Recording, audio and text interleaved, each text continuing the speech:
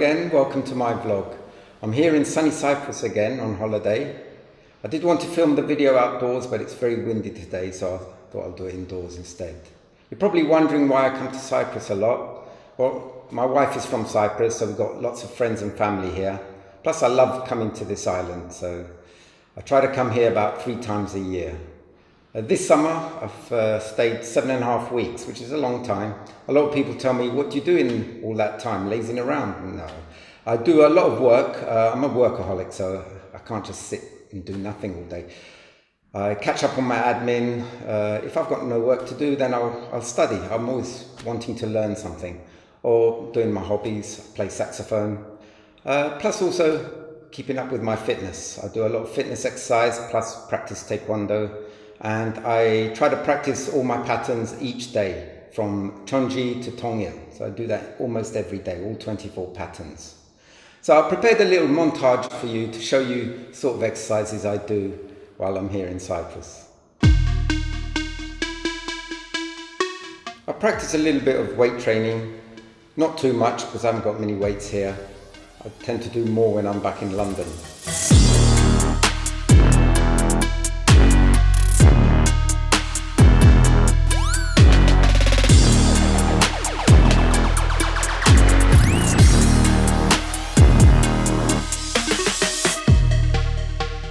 I do quite a lot of calisthenics, the type I show you in my fitness videos.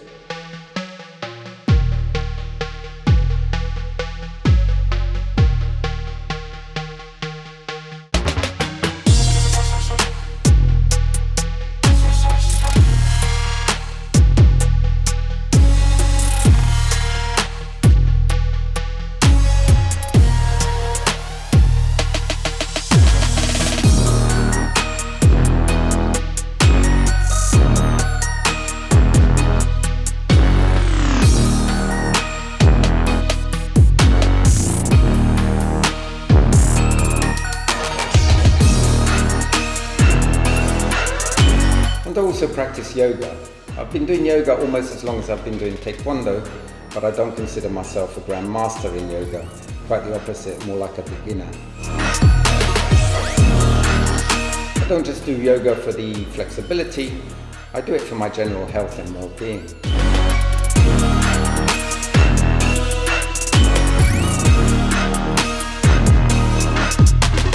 And of course, I get to practice Taekwondo as well.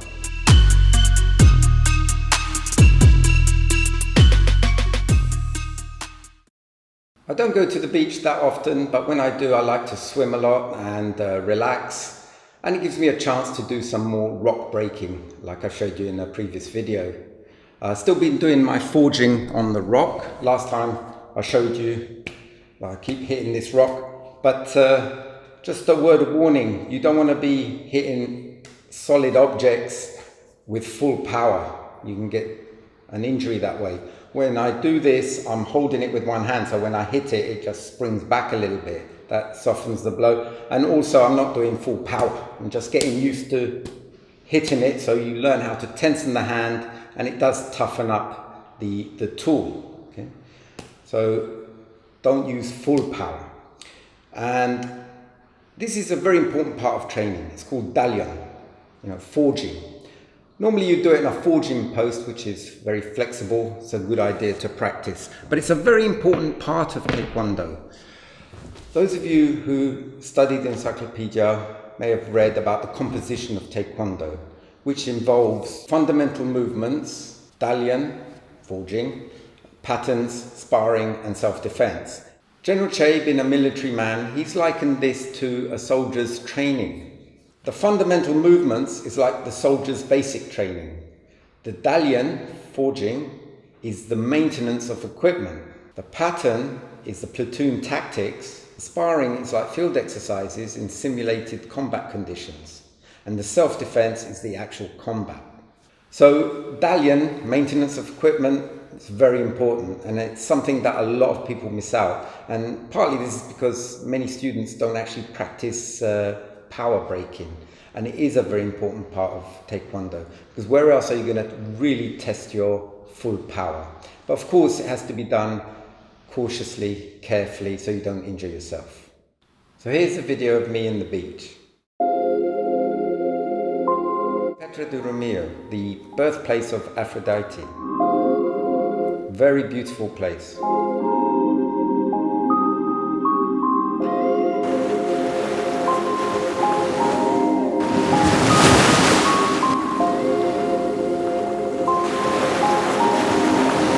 I like to come here because the beaches have plenty of rocks that I can break.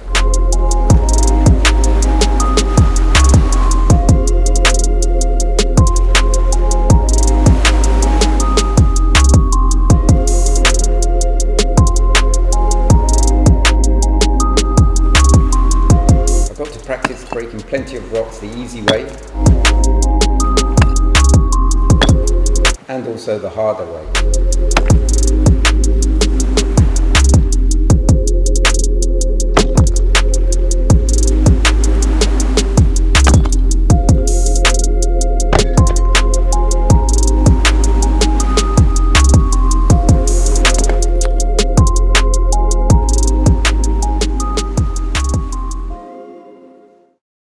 Now it's time to answer the quiz question I gave you in the last vlog. Which weapons can be used in Taekwondo? Most of you sent in the correct answer via the comments on YouTube. The answer was, of course, the parts of the body. For example, parts of the hand, the fist, the knife hand, parts of the foot sword, elbows, knees. Just human weapons. We don't use external weapons. We don't use knives or sticks as such. So this stresses the importance of dalian, forging, which I mentioned earlier. Because these are our weapons, we need to toughen them up. Okay? In Taekwondo, we do learn how to defend against weapons such as knives and sticks, but we don't actually train how to use them for the purpose of attacking. You may see some instructors teaching weapons in their syllabus, but it's not actually part of the Taekwondo syllabus. Okay? So they've just added that in as an extra thing. So don't get confused and think it's part of the Taekwondo syllabus. You won't see anywhere in the Taekwondo encyclopedia training how to use a knife or a stick, just defending against it. Now for the next quiz question, for the next vlog, many people say that Taekwondo is mainly a kicking art. So roughly, what percentage of the Taekwondo techniques are actually kicks? Is it 0 to 25%? 25 to 50%, 50 to 75%, or 75% or above? Which of those ranges do you think is the correct answer? So please send your answer by making a comment on this vlog. Now I did get a question via the comments on the front snap kick video, lesson number 2. It was from Destiny Kevin. He says, shouldn't the snap be when you're snapping out? Because if you're snapping your foot back in, some of that power will be going backwards instead of through the target. Correct me if I'm wrong. Well, I think I understand what you're saying. Obviously, the power needs to go forward, not backwards, so it goes into the target. But let's get the words correct. The word snap really refers to the forward and back motion when it's the change of direction. What gets the power going forward is the acceleration. So we need acceleration forward. Of course, we can accelerate and then just leave it there, or we can accelerate and bring the leg back. And this is what we do in the snap kick. We bring the leg back very fast. But bringing it back fast is not going to add to the power of the forward motion. It's just that when you hit the target, it snaps back. So if you see a normal front kick, as soon as you make contact with the target, it pulls back. Now this is difficult to do if you're not actually hitting a real target, because you've got to stop the kick and then pull it back. And that's why it makes it look very unnatural. It looks like you're pulling back with more effort than pushing forward. The front kick is very short range, so it's very difficult to stop the kick suddenly and pull back. When you hit a natural target, it stops the foot from moving further forward, and then it's easier to pull the leg back. But many people make mistakes when they do front snap kick. For example, straightening the leg to get reach. The leg should be bent when it makes impact on the target. Another common mistake is to lean back while you're kicking. And a mistake I see very often is swinging the leg upwards. This won't have enough power going forwards. You're just kicking in an upward direction and you'll just skim the target. So you've got to make sure that the knee comes into your chest and pushes out in a straight line. And another common error is having the balancing leg straight. You need to bend that knee as you kick, so you spring down a little bit each time you kick. So thank you, Destiny Kevin, for sending in your question. And if any of you have questions, please send them in. I do try to answer them by replying to your comments. But sometimes it's difficult to answer in words, and it's easier explained by showing a video, in which case I can make a video and show it in the next vlog. So keep those questions coming in. And in the last vlog, I did offer to make corrections to anybody's pattern. If you sent me a video of you doing a pattern, I can make corrections, but no one's done so, so I can't do that today. But the offer still applies. If you want me to correct your patterns, or a fundamental movement, just send in a video and I'll be happy to help you out.